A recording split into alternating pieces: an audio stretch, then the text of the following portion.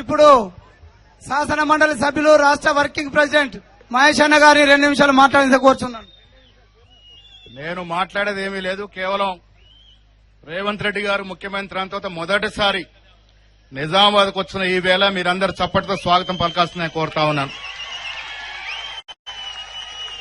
ముఖ్యమంత్రి గారు, ఈ రాష్ట్రంలో ఇవాళ అధికారంలోకి వచ్చామంటే మీరు పీసీసీ అధ్యక్షుడైన తర్వాత మీ మొండితనం, మీ పట్టుదల, రేవంత్ రెడ్డి గారు అయితేనే ఇది సాధించగలుగుతారని ప్రజలు నమ్మిన వేళ, సోనియా గాంధీ గారు 6 గ్యారెంటీలు ఇచ్చిన వేళ ఇవాళ మనకు అధికారం కట్టబెట్టినారు.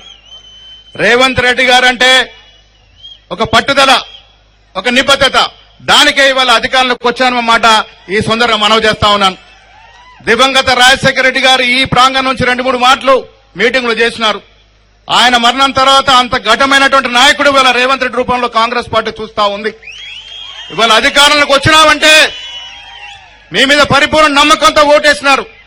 అదే నమ్మకంతో మీరు ముందుకు పోతా ఉన్నారు.